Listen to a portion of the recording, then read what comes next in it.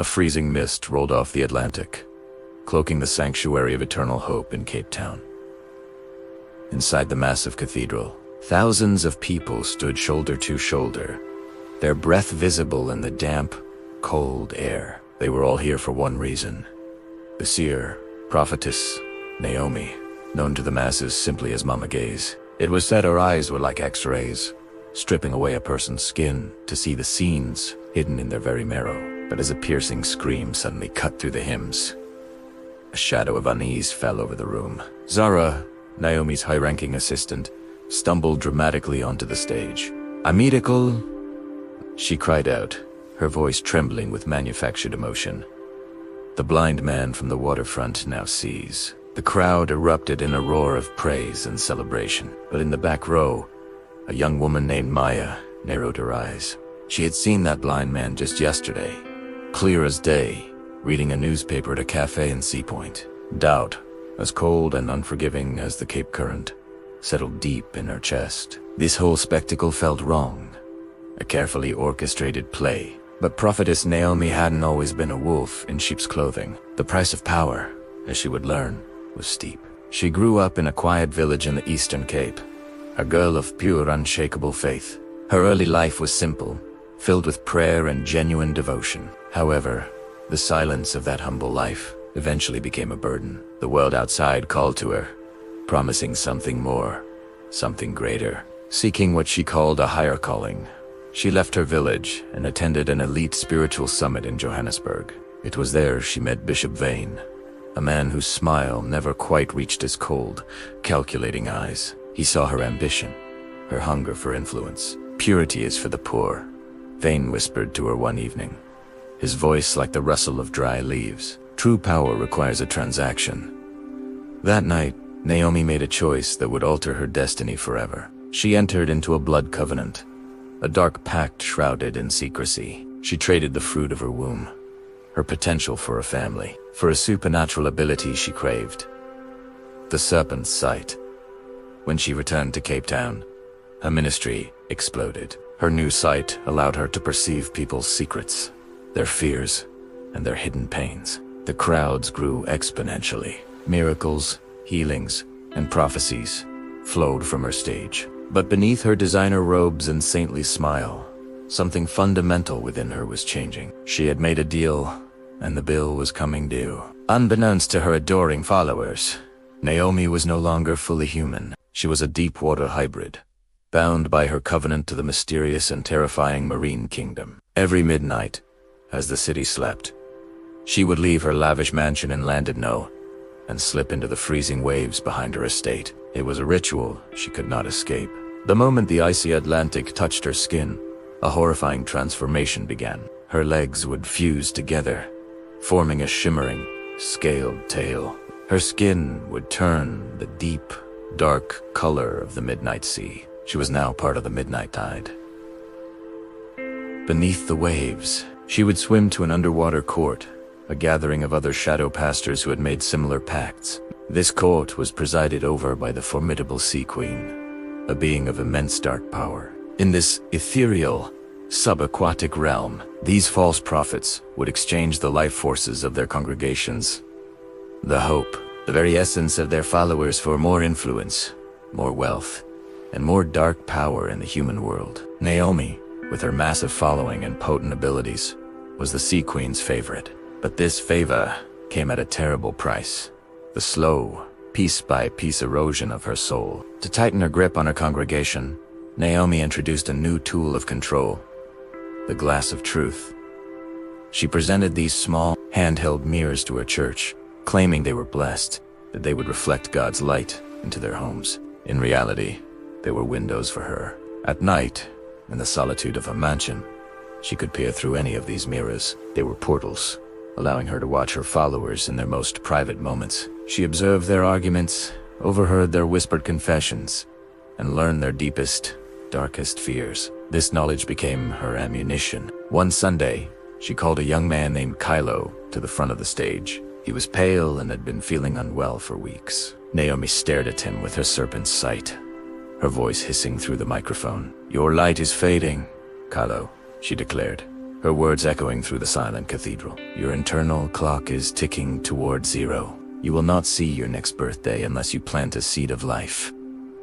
Fear, raw and palpable, gripped Kalu's family. His terrified mother, desperate to save her son, handed over their family's entire life savings. Naomi took the check with a saintly smile, raising it to the heavens as a symbol of sacrifice. But that money wasn't a divine offering. It went straight into her personal accounts, funding the construction of her new private yacht, a vessel she named the Seraph's Wing. The deception was total, the exploitation absolute. She was building an empire on the fears and false hopes of the people who trusted her most, all while their life force was being siphoned away to an underwater kingdom. The price of her power was being paid by everyone but her, and the tide of her deceit was rising higher and higher, threatening to drown them all. Thanks for watching. If you found this story captivating, be sure to hit that like button and subscribe for more tales from the shadows. See you next time. Ever heard of a prophetess who could turn into a sea monster? This isn't a fairy tale. It's the unbelievable true story of Naomi, the so-called holy prophetess of South Africa, and the brave young woman who exposed her. Grab your snacks, because this is going to be a wild ride. Welcome back to our channel. Today, we're diving deep into one of the most bizarre and shocking scandals to ever hit the headlines. It all started at the Sanctuary of Eternal Hope, a church that promised miracles and salvation. At its head was prophetess Naomi, a charismatic figure who captivated thousands. Her followers hung on her every word, gave her their life savings, and believed she was a direct line to the divine. But behind the scenes, something much darker was lurking. Among her most devoted followers was a young woman named Maya. Maya had come to the sanctuary seeking solace after a personal tragedy. At first, she was completely taken in by Naomi's charm and the seemingly miraculous healings that took place every Sunday. People who arrived in wheelchairs would suddenly stand up and walk. The blind claimed they could see. The church was filled with joyous shouts and tears of gratitude. Maya wanted to believe it all. She dedicated herself to serving the prophetess, hoping to find her own miracle. But as Maya got closer to Naomi's inner circle, she started noticing things that didn't add up. The crippled man who was healed one week was seen jogging by the beach the next, looking perfectly healthy. The holy water from the Atlantic, which was sold for a fortune, tasted suspiciously like it had been mixed with salt and sugar from the church kitchen. Maya's initial faith began to curdle into suspicion. What was really going on at the Sanctuary of Eternal Hope? The turning point came when Maya witnessed Naomi's darker side firsthand. The prophetess had a knack for prophesying that the wives of wealthy businessmen in her congregation were witches. It was a cruel but effective tactic. Terrified, the men would lavish Naomi with gifts, cars, and huge sums of money to cleanse their families of evil. Maya saw the heartbreak this caused, the families torn apart by these false accusations. She watched as Naomi seduced these same men, promising them spiritual purity while exploiting their fear and wealth. The righteous, faithful leader Maya had once admired was a fraud, a manipulator preying on the vulnerable. Heartbroken and enraged, Maya knew she couldn't stay silent. But how do you expose someone who is seen as a living saint? She needed undeniable proof, something so shocking that no one could ignore it. So, Maya made a dangerous decision. She decided to become a spy in her own church. She started documenting everything. With her phone as her only weapon, Maya began to gather evidence. She secretly recorded the actors Naomi hired to fake their miraculous healings. She filmed the backroom meetings where Naomi coached her staff on how to manipulate the congregation. She even managed to get a sample of the so-called Holy Atlantic water and had it tested, confirming it was nothing more than tap water mixed with table salt and sugar. Every piece of evidence was a nail in the coffin of Naomi's holy empire. Maya knew the financial and emotional fraud was just the tip of the iceberg. There was a deeper, more sinister secret that Naomi was hiding. The prophetess often spoke of her special connection to the ocean. She claimed it gave her power, that she could speak to the tides. Most dismissed it as poetic metaphor, but Maya felt a chilling truth behind the words. Naomi would often disappear for hours at night, always heading towards the rugged cliffs of Landino, a beautiful but treacherous stretch of coastline. Driven by a gut feeling she couldn't ignore, Maya decided to follow her. One moonless evening, she trailed Naomi at a safe distance, her heart pounding in her chest. She watched as the prophetess stood at the edge of the cliff, staring into the churning black water below. What happened next would haunt Maya forever and change the course of history in South Africa. Under the faint starlight, Naomi's form began to shift. It was subtle at first, a strange ripple across her skin. Then, her body elongated, her clothes seeming to melt away into her flesh. Her skin grew dark and slick, shimmering like wet stone. Her eyes, once warm and brown, began to glow with an eerie, phosphorescent light. Maya watched in frozen horror as the prophetess she knew shed her human form entirely, transforming into a monstrous eel-like creature. It was huge, dark, and covered in scales that glittered faintly. With a final guttural hiss that was swallowed by the crashing waves, the creature slid off the cliff and disappeared into the tide. Maya's hands were shaking so violently she could barely hold her phone steady. But she had it. She had captured it all. The glowing eyes, the shimmering scales, the monstrous transformation from woman to sea. It was the irrefutable proof she needed. The prophetess wasn't just a con artist. She was something else entirely, something ancient and terrifying. The following Sunday, the atmosphere in the sanctuary was thick with tension. Naomi seemed to sense the shift. She could feel Maya's resolve, the silent rebellion brewing in the pews. During the service, she called Maya to the altar. The congregation watched, holding their breath. Naomi smiled, a serene mask that didn't reach her eyes. She placed a hand on Maya's head. It was cold and heavy, feeling like wet marble against her skin. Leaning in close, Naomi whispered, her voice a low hiss. Only Maya could hear. The ocean is a vast grave. Little girl, don't find yourself at the bottom of it.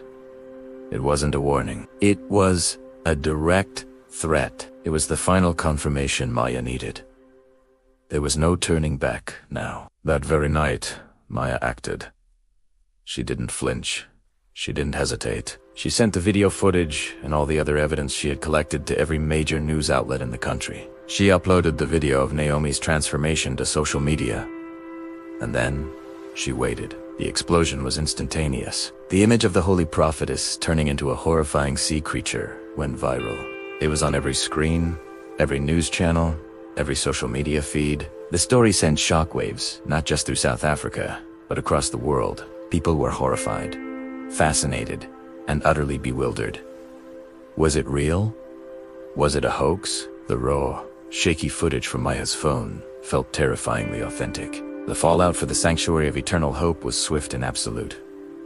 Overnight, the church was deserted. The thousands of followers who had once packed its halls vanished, their faith shattered. When authorities arrived to investigate, they found the sanctuary empty.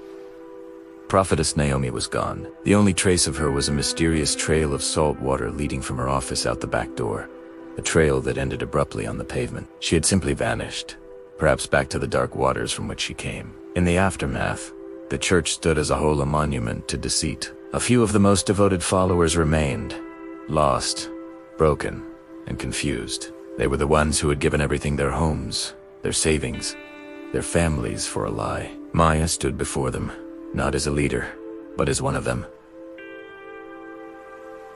A survivor. She looked at their faces, etched with betrayal and despair, and she spoke. Her voice was clear and steady.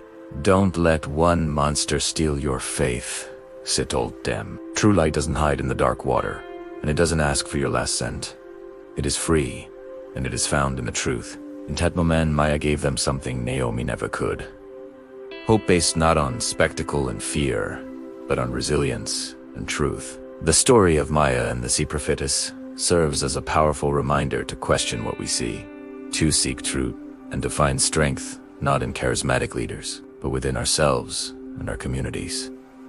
What do you think happened to Naomi? Do you believe Maya's footage was real? Let us know your theories in the comments below. It's a story that defies explanation, and we want to hear your take on it. Thanks for watching, and if you found this story as mind-blowing as we did, make sure to like, subscribe, and hit that notification bell so you don't miss our next deep dive into the unexplained. See you next time.